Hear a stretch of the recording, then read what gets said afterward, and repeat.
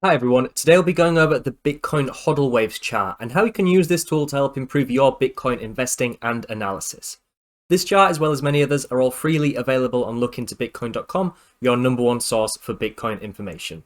If you haven't already, don't forget to like the video, subscribe to the channel and turn on notifications to ensure you're receiving all of our content as soon as it's released. So what is the Bitcoin HODL Waves chart? Well, as you can probably immediately tell, it is one of the more colourful charts we have on lookintobitcoin.com. But it can be a little overwhelming to begin with.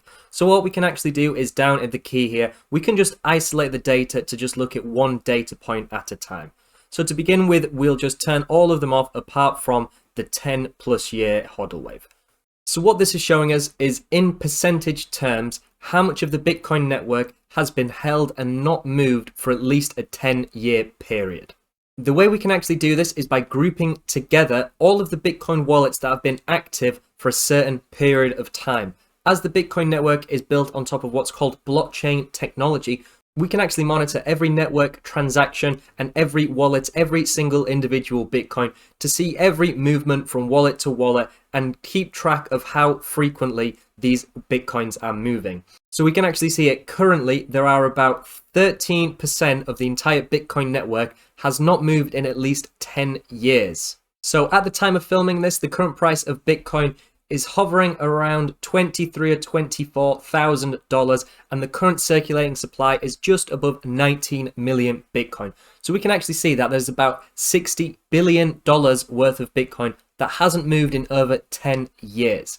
Now on its own, this can be a fairly useful metric just to see when longer term holders of Bitcoin may be starting to move their coins, either to be taking profits or for any other reason, but it's best used on the HODL waves when we can actually tie in other points of data too.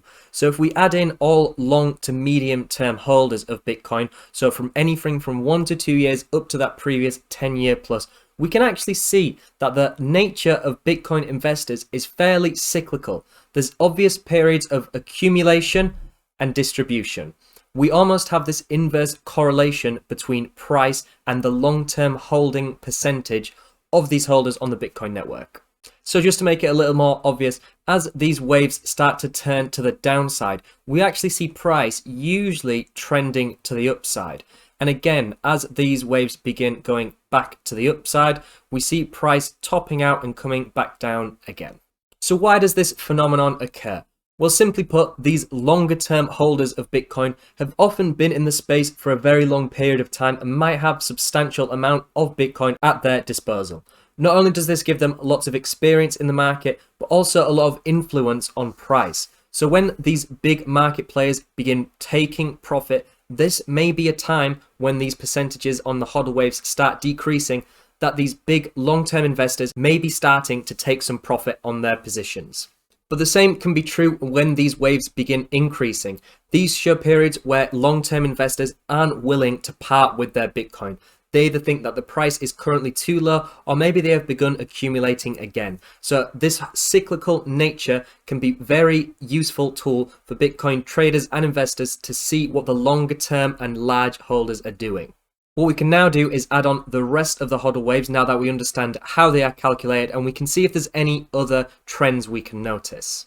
So what you can probably see is these darker colors here, which indicate Bitcoin that hasn't been held in a wallet for a very long period of time, anything from just 1 day up to a month. These usually indicate that large retail interest is coming into the market, such as these periods here as Bitcoin was topping out in 2017, 2018 at just around $19,000 to $20,000 for the first time. And again, recently here, as Bitcoin started topping out at above $40,000 as we ran up to $60,000, this can really show the peak of retail interest entering the market. New users of Bitcoin entering the market potentially for the first time usually coincides with price topping out. And this can be a very useful tool to really start appreciating when you should maybe be cutting some of your position short and taking some profit. So just to summarize, the HODL waves show the amount of Bitcoin in circulation grouped into different age bands and defined by the percentage of current circulating supply. So we looked at 10-year plus being at about 13%, and we can see the 24-hour to 1-month bands fluctuating quite frequently as the volatility of Bitcoin increases and decreases. The HODL Waves provide some great insight into how many new market participants are actually entering the space, which is historically aligned with market cycles ending. This has often been with price tops, but this may also be when price is bottoming out, as we see lots of people potentially coming in to try and buy the dip. We can also see that smart money often retains their coins for longer periods of time by the very slow and cyclical nature of the accumulation and distribution on the Bitcoin network. So observing these actions of these large players, these whales, this smart money can often be very accurate and has historically been a very good predictive tool.